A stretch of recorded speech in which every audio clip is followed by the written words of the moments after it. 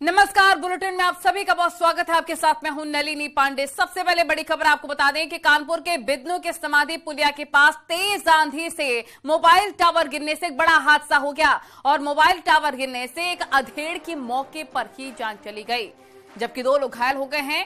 सूचना पर पहुंची पुलिस ने घायलों को पास के निजी अस्पताल में भर्ती करवाया।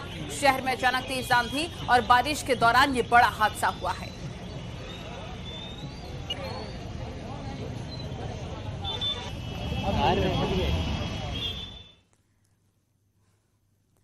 और उज्जैन जिले के नागदा में दिल को दहला देने वाले हादसे का एक लाइव सीसीटीवी सामने आया है, जहां पर नागदा बाईपास पर खड़े लोडिंग ट्रॉले के टावर से टिककर एक युवक बैठा हुआ था, लेकिन ट्रॉले के ड्राइवर को यह नहीं पता था। उसने बिना पीछे देखे ही ट्रॉले को चला दिया, जिसके कारण युवक की ट्रॉले के पहिए से कुचलकर मौके पर ही मौत हो गई। घटना का सीसीटीवी फुटेज वायरल हो रहा है।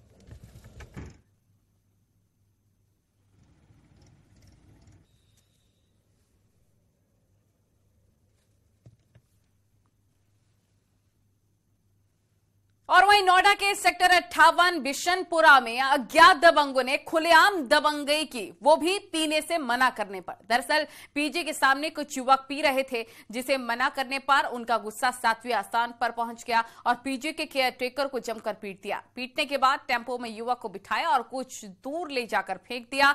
मामला थाना सेक्टर 58 क्षेत्र का है। पूरी घटना का सीसीटीवी फुटेज वायरल हो रहा है।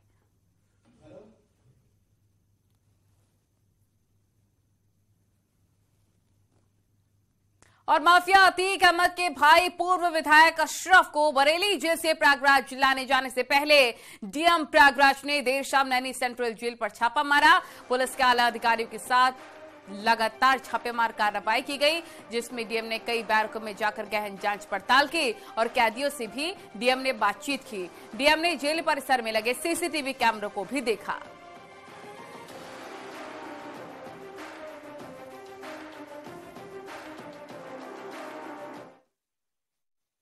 कुल यहाँ पर 4000 कैदी हैं और हम लोगों ने बहुत सारी बैरक में जाके यहाँ के जितने कैदी हैं उनसे बात की और कैदियों से जानकारी प्राप्त किया कि यहाँ उनका भोजन कैसा है, लाइट पानी बिजली की क्या व्यवस्था है। तो यहाँ की सुविधाओं के बारे में किसी भी कैदी के द्वारा कोई शिकायत नहीं की गई है। अब भोजन के लिए हम लोगों ने ज़रूर कहा है कि भोजन रोटी वगैरह का अच्छे से पकाएं, दाल चावल अच्छी क्वालिटी का दें। वहीं क्या आजम खान के परिवार पर तंत्र मंत्र किया जा रहा है? ये सवाल पूछने के पीछे एक बड़ी वजह है। दरअसल आजम के घर में एक बेहद ही रहस्यमय पोटली फेंकी गई, जिसमें जो सामान मिला उसके बाद कई सवाल खड़े हो रहे हैं। ये रिपोर्ट देखें।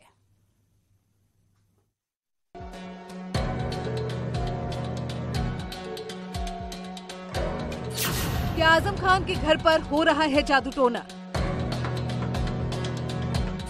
आजम के घर पर लाल पोटली का क्या है रहस्य? क्या आजम परिवार पर तंत्र मंत्र हो रहा है? ये सवाल हैरान करने वाले हैं, लेकिन सवाल उठाए जाने की वजह है आजम खान के घर में फेंकी गई पोटली। देखिए इस शख्स को। वक्त था सुबह करीब 6 बजे। ये शख्स हाथ में पोटली लेकर आजम खान के घर के बाहर से गुजरा। ये बेहद रहस्यमयी दिखाई दे रहा था। फिर उसने जो किया वो और भी हैरान करने वाला है। इसने हाथ में जो पोटली ले रखी थी वो आजम खान के घर के अंदर फेंक दी। फिर से देखिए कैसे इसने पोटली अंदर फेंकी और चुपचाप आगे बढ़ गया। लेकिन ये सारी हरकत सीसीटीवी में कैद हो गई। जब आजम खान का परिवार सोकर उठा और उनकी पत्नी तंजीन फातिमा ने घर का दरवाजा खोला तो उन्हें ये पोटली दिखाई दी। पोटली में जो चीजें थी वो भी हैरान करने वाली थी। पोटली में लाल रंग की चुनरी मिली है और एक टोपी भी मिली है, जिसे देखकर ऐसा लगता है जैसे ये किसी मजार या कहीं से उतार कर फेंक दी गई है। उस तरह की चुनरी है जो जादू टोना या उतारे में इस्तेमाल की जाती है। पूरे मामले की गंभीरता के साथ जांच की जा रही है। पुलिस सीसीटीवी कैमरे की फुटेज के आधार पर पोटली फेंकने वाले व्यक्ति की पहचान करने में जुटी हुई है। अभी सूचना मिली थी देर रात में कि आजम खान साहब के आवास में एक पोटली टाइप का कुछ फेंका गया है। उस पोटली में कुछ इस तरह की कपड़े हैं, टोपी है, कुछ जैसे मज़ार पर या कहीं उतार करके फेंक दिए जाते हैं। ये जो सीसीटीवी में आ रहा है 6-17 की घटना है और उजाला भी है। वहाँ पर एक आदमी है जो पहचाना जा सकता है, लेकिन अभी उसकी पहचान नहीं हुई है। जिसने देखा होगा अवश्य उसे पहचान लेगा। तो वो आदमी इधर से गुजरता है और वो पोटली को आवाज़ से फेंकते हुए आगे चला जाता है। तो इसकी जांच करेंगे कि कौन आदमी है, कोई इसने फेंका। वहीं आजम खान के परिवार को अपनी सुरक्षा की चिंता सता रही है। आजम खान की पत्नी के आरोप है कि सुरक्षा के बावजूद उनके घर के अंदर ये पोटली कैसे फेंक दी गई। आज सुबह जब मैं अपना गेट खोलने के लिए गई तो मैंने देखा गेट के अंदर, बाहर की मतलब गेट की दीवार के अंदर कुछ सामान पड़ा हुआ है, काफ़ी ढेर सारी एक पोटली में बंधा हुआ, जो कि बाहर से घर के अंदर फेंका गया है। अब जबकि हमें वायु श्रेणी की सुरक्षा मिली हुई है और गेट पर पुलिस तैनात है। सवाल ये है कि आखिर आजम खान के घर पर ये लाल पोटली क्यों फेंकी गई? क्यों कोई आदमी परिवार पर जादू टोना करना चाहता है? और हाँ तो वो कौन है? आजम परिवार की मुश्किलें बढ़ती जा रही हैं। आजम पर कई केस चल रहे हैं, बेटे की विदाई की जा चुकी है, कानून की तलवार लटक रही है। ऐसे में अब ये जादू टोना, पुलिस मामले की जांच में जुटी हुई है, लेकिन अभी तक आजम के घर पर पड़ी इस पोटली का सच सामने नहीं आया है। न्यूज़ 18 के लिए आजमगढ़ से विशाल सक्सेना की रिपोर्ट।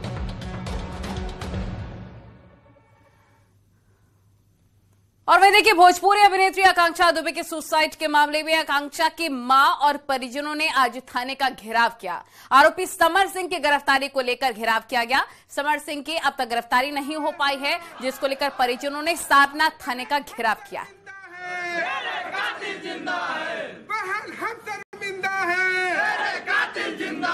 पुलिस प्रशासन है, पुलिस प्रशासन है,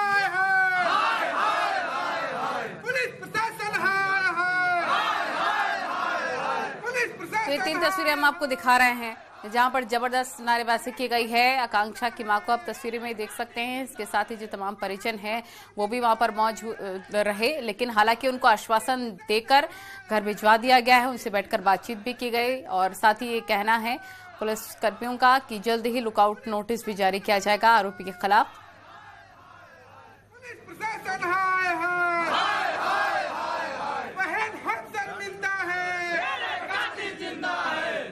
मेरी लड़कियों को अभी तक न्याय नहीं मिला है। अभी तक कातिल बाहर घूम रहा है, कोई भी कातिल अभी ये लोग अरेस्ट नहीं किया है।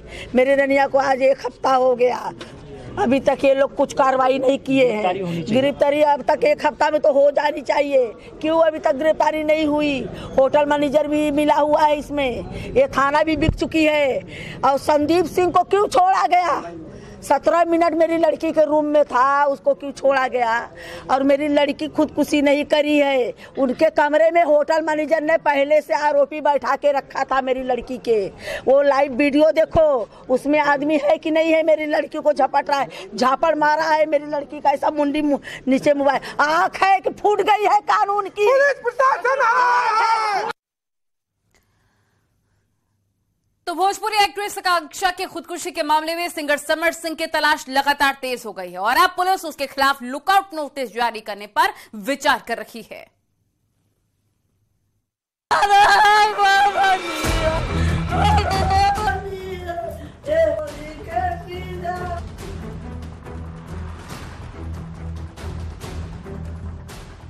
भोजपुरी एक्ट्रेस आकांक्षा दुबे सुसाइड मामले में आरोपी सिंगर समर सिंह और उसके भाई संजय सिंह की गिरफ्तारी के लिए पुलिस की ताबड़तोड़ छापेमारी जारी है। आजमगढ़, पटना, मुंबई समेत तमाम जगहों पर वाराणसी क्राइम ब्रांच की टीम तमाम ठिकानों पर छापेमारी कर रही है। इस बीच आशंका है कि सिंगर समर सिंह और उसका भाई विदेश भी भाग सकता है। इसी आशंका को लेकर पुलिस उसके खिलाफ लुकआउट नोटिस भी जारी कर सकती है।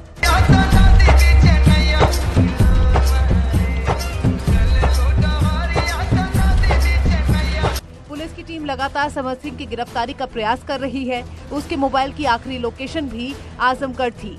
वहां भी टीम ने छापा मारा था, लेकिन समर सिंह का कोई पता नहीं लग पाया। वहीं दूसरी तरफ पुलिस ने आकांक्षा के फोन को भी फोरेंसिक टेस्ट के लिए भेज दिया है। पुलिस को भरोसा है कि आकांक्षा के फोन से उस केस के बारे में अहम सुराग मिल सकते हैं। आकांक्षा के फोन में फिंगरप्रिंट स्कैन का पासवर्ड लगा हुआ है। आकांक्षा की मां का रो रो कर बुरा हाल है। वो बार बार यही कह रही है कि उनकी बेटी की मौत के लिए समर सिंह और उसका भाई संजय जिम्मेदार है। समर सिंह का काम यह था कि खाली मेरे साथ में काम करे और किसी के साथ में काम न करे। वो किसी भी काम करने जाती थी तो उसको हरदम टॉर्चर करता था, बहुत टॉर्चर करता था। थाने पे में क्या दिया? यही जवाब मेरा, यही जवाब। हाँ, समर सिंह संजय सिंह के ऊपर एफआईआर मैंने किया है। मेरी लड़की को इंसाफ चाहिए। आकांक्षा दुबे की मां ने वीडियो जारी कर यूपी के सीएम योगी आदित्यनाथ से सीबीआई जांच की मांग भी उठाई थी ताकि उनकी बेटी को न्याय मिल सके। आकांक्षा दुबे के मां की तहरीर पर वाराणसी के सारनाथ थाने में सिंगर समर सिंह और उसके भाई संजय सिंह पर आकांक्षा दुबे को आत्महत्या के लिए उकसाने का केस दर्ज हुआ था। मैं गायब करा दूंगा। वो बोली कि सही बात बोली ना, ऐसे कर बोलता तू मुझे भी जानती नहीं है, तेरा मैं मर्डर करवा दूंगा, तू देख। कौन बोला ये? संजय सिंह ने। संजय सिंह कौन है? उसका समर सिंह का भाई। तो बोली देखती हूँ तेरे में इतनी औकात है, तू मेरा मर्डर करवा देगा। करवा दिया। 21 तारीख को धमकी दिया, इधर 25 तारीख को करवा दिया मर्डर। 24 तारीख के वही वो कोई गाड़ी लिया था तो उसने अभी बस्करी करी या कुछ भी कि मैंने दूसरे के पैसे पेश कर लो, उसने पे ही। आकांक्षा की मां के आरोपों के बाद अमर सिंह के फरार होने से उन पर सवाल उठ रहे हैं। क्या वाकई समर सिंह की वजह से ही आकांक्षा ने सुसाइड किया? इस बात का पता तभी चल पाएगा जब समर सिंह की गिरफ्तारी हो पाएगी। लेकिन बजाय पुलिस के सामने आने के समर सिंह बचता फिर रहा है, जिससे उसके खिलाफ शक और भी पुख्ता हो गए हैं। Bureau report, news 18।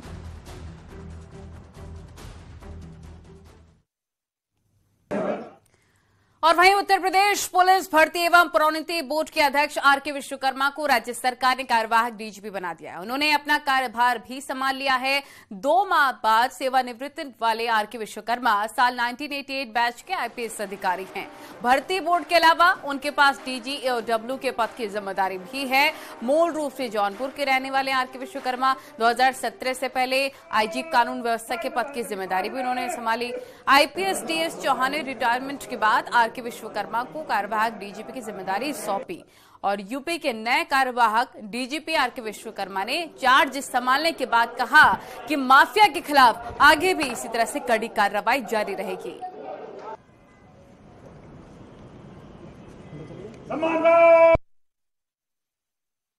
इसके बाद मेरा ये भी फोकस रहेगा कि हम जितने माफिया हैं, अपराधी प्रवृत्ति के लोग हैं, इनका वैसे तो बहुत हैं भी नहीं, इस प्रदेश में कम ही हैं और कम बच्चे हैं, लेकिन फिर भी उनका कंप्यूटर डाटाबेस बना के क्लाउड पर रख के उनकी खोपड़ी पे कितने बाल हैं, उनके रिश्तेदार कौन हैं, उनके हाइड आउट्स कौन हैं, एक एक प्रोफाइल जितना डिटेल हम रख सकते हैं हर एक का रखें। और अभी तक जैसे माननीय मुख्यमंत्री जी के निर्देशन में इनको बिल्कुल औकात पर रखा गया है, उसी तरह से उसको आगे बढ़ाते हुए और जितने अपराधी प्रवृत्ति के लोग हैं और माफियाज हैं, इनको दुरुस्त किया जाएगा। साथ में मुझे ये कहते हुए हमेशा बहुत गर्व होता है कि हमारे पास उत्तर प्रदेश पुलिस के पास इस समय वर्ल्ड की टॉप क्लास मोस्ट मॉडर्न 112 सुविधा है, इमरजेंसी रिस्पॉन्स सिस्टम है।